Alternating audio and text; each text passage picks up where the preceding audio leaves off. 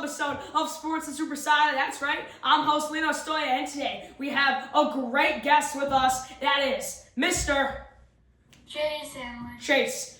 It is a great time to be a sports fan. NFL draft, NBA and NHL playoffs, MLB season just starting up. It really is a good time, don't you think? Yeah, definitely. NFL draft was last night. We're going to get into that first before we get into playoff talk. I think it was one of the best drafts we have seen in a while. Yeah, but tough to beat the 2024 one with York Knicks, all those guys. I agree with you there. That was a super good draft. I wouldn't say it's a quarterback draft, this one at all, but it really is a defensive draft, and I think you would agree. Definitely. Yes. There's a lot of new defensive power in the NFC East. You as a Giants fan, how do you feel about this defensive power coming into the conference? I think it's really good. Ohio State has all of those really good defenders, and, I think we got a great pick. Arvell Reese. Let's talk about him first. As a New York Giants fan, do you like it? Do you not like it? I know there's some Giants fans who love what is happening, and then there's some Giants fans who don't like at all what is happening. What is your take? What's your thought? I mean, I have mixed expressions. He's going to be a good, match with Abdul Carter. Dexy leaving is not the greatest, but I think he'll make a good fit. Yes, he is definitely a hard hitter, as we've seen at Ohio State. Now, you also drafted a huge offensive line improvement with your, I believe it was 15th pick overall? No, 10th pick. Thoughts on him? I think he's good. I know he's Miami, which was yes, a pretty good contender in the playoffs. Definitely. Went to the finals. I think he's definitely going to be good, especially for giving Scadaboo some open spots. I think he's going to be a really big help to make sure Dart stays healthy. That's, I think, the Giants' biggest problem is people can't stay healthy. And I think he's going to be a good person to block shots and make sure everyone stays healthy. Now, day 2 is today. Any people you're looking out for? What do you think the Giants need to do going into day 2 of the NFL draft? No, not particularly. I mean, we should probably target some offensive players, for instance, wide receivers, maybe. Now, we just picked up tight end Isaiah Likely. Yes, I agree. I think Isaiah Likely will be a huge improvement on your team. Malik Neighbors doesn't really like the picks. I think he's definitely expressed that. What are your thoughts? Do you think that's going to be a problem with the team's morale, or do you think it's going to be not so big of a problem? I think it'll be good. He'll learn to appreciate that he's got this great alignment on the side, so I think he'll turn around. Speaking about bad relationships with drafting players and the team, Sean McVay, Rams head coach, has explicitly said he doesn't like the pick of Ty Simpson. What is your thought on this? Obviously, the Rams have MVP winner Matthew Stafford on the team, and then you're bringing in this kid who some people said wasted a pick on. Or do you think it's a waste of a pick for the Rams? Yeah, I think it's a waste of a pick because you have MVP Matthew Stafford and him and Puka Nacua have kind of clicked, so, it should take time for Ty Simpson.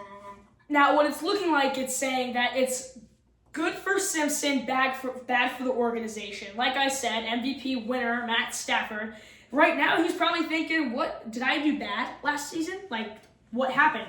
But for Ty Simpson, he's probably ecstatic and through the roof because now his quarterback school is going to be behind one of the best in the game and one of the best to do it in this generation. So you think that's going to be good for Simpson, and Matthew Stafford will not be around forever. And I definitely think with the way Stafford's been slightly injury prone the past few years, Simpson will definitely get some games within the next 1-2 years. Would you agree? Yeah, I agree. It's kind of like what happened down in Atlanta with Kirk Cousins and Michael Penix. Michael Penix has learned from him. Now he became a starter. So. I definitely agree. Atlanta's going to have some problems. They did not have a first-round pick in this draft, and they've been kind of falling off. I think they need to perform better in that division. I think we can both agree. Not a strong division in the NFC South. I think they can definitely improve and be a top team in that division. I don't see how they're not. Keeping on with some more draft talk, Jeremiah Love went number 3. I don't see how he fits in the Cardinals team. I don't see that at all. So what would you say there? Yeah, I agree. They have a bunch of good running backs there, including Bam Knight, James Conner. Yeah, I think they're a lot of good. I think Jeremiah Love is a huge asset for a team. I just don't see him fitting well with the Cardinals. I just don't.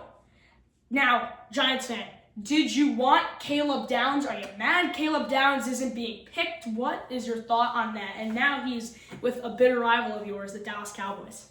Yeah, I was just about to say, I think that's a big miss because now our biggest rivals have him, and he's going to be hyped to play against the Giants. Yeah, and he looks like just an absolute great player, I think. He's obviously a great player, but he looks like so much fun, and he's just looks like he's going to improve the team overall, whether it's on the offensive side or defensive side. He's going to be able to make a big play and keep energy. He has a lot of energy, as we saw, especially after he got drafted. He looks like a lot of fun. Now we're going to talk about my New York Jets for a second. I think we get an A+ in our draft. First pick, David Bailey. I'm really happy about that. I'm really happy. Should we have taken Arvell Reese? I don't know, but I think David Bailey's the best pick. He's fast as could be. One of the fastest defensive players in the combine. And then you have the tight end from Oregon, who is another unit. He's one of the hardest hitters in college football, but he's also at the same time really fast. I saw a side-by-side of him, Christian McCaffrey, and Bijan Robinson's 40-yard dashes at the combine all together, and he was faster than all of them. So I think that's a huge thing to say, especially compared to two of the fastest people in the league. What's your take on what the Jets did as a New York sports fan? Yeah, I agree. I mean, tight end, they've needed one for the past few years, so I think he'll be a big fit in there. Yes. And then with our last pick, Omar Cooper Jr., I think it was a good last pick to squeeze in there, get a wide receiver, give somebody else that Geno Smith can throw the ball around to, and hope Garrett Wilson stays healthy. But now let's talk about what everyone needs to hear, and that is the New York Knicks. What happened last night? It was atrocious. We did not deserve to make that a one-point game. I don't think we did. What are your thoughts on this? I mean, you guys did a pretty good job. I mean, the Hawks were winning by 13 points with 8 minutes to go. You guys cut it close. I mean, I don't know what Brunson was thinking on that last play. No. And I think here's the problem with the New York Knicks, is that we are in round 1, and we have a game 4 that has turned into a must-win game. People's jobs are on the line. Head coach Mike Brown, job possibly a be on the line. If we get lost to the Hawks in 5, I don't think Mike Brown is even allowed in the locker room at that point. Yeah, definitely. I think he underperformed this season because looking at what we had against us in the Eastern Conference, we should definitely be a number 1 seed or a number 2. Yeah, definitely. I think this thing's coming out of nowhere, so.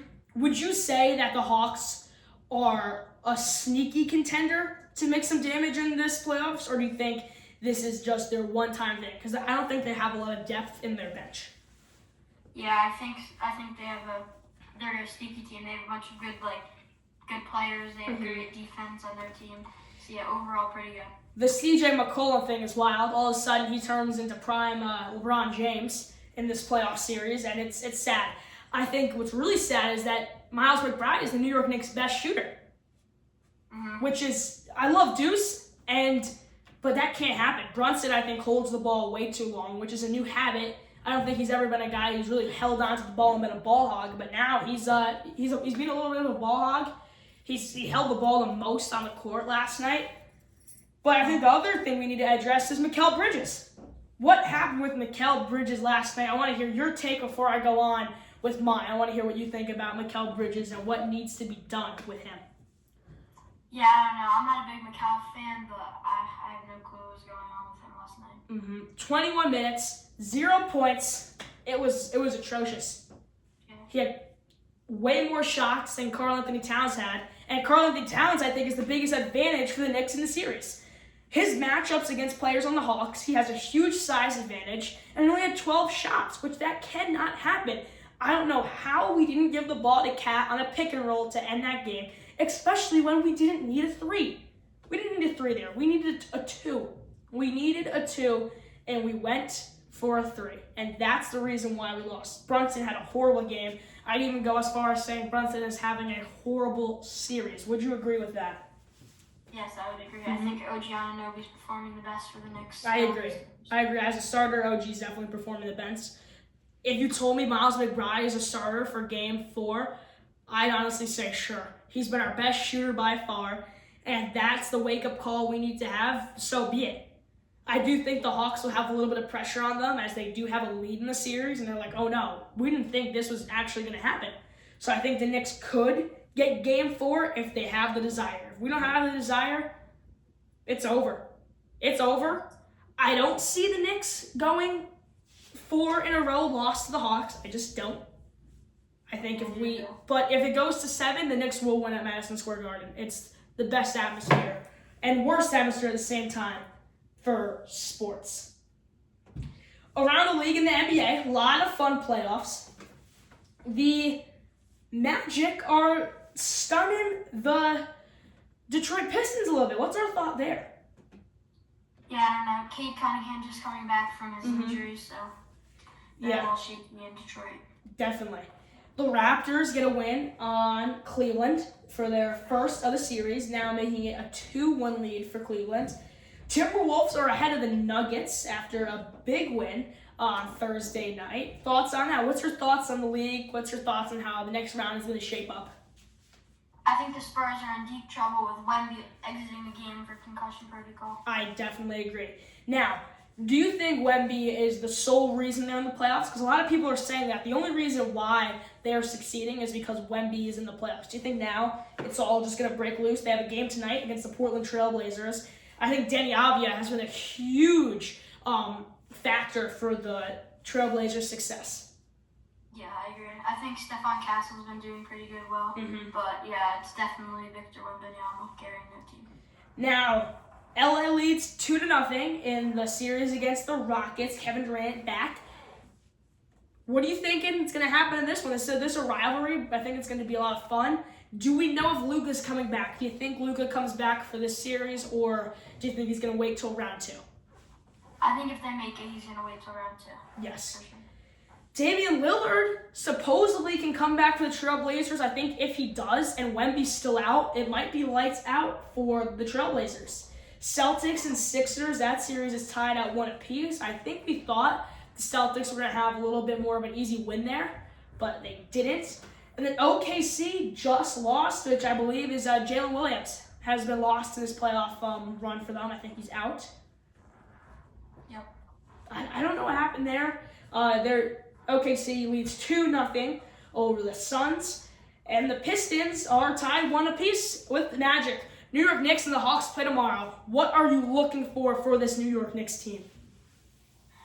You know, I'm looking for Brunson to be less selfish like we talked about, and Anunoby's got to perform. Gotta carry, which is sad that we gotta leave it down to him. But I'm not saying it's sad as if, OG Anunoby's our best player. I'm not, because I love OG. But we have so much other talent around who's just not performing. That's why it's sad at OG. I think you got to put OG and Deuce in the starting lineup for sure. Well, I'm Lino Stoja. This is going to close out our show. And I'm Chace Hanley.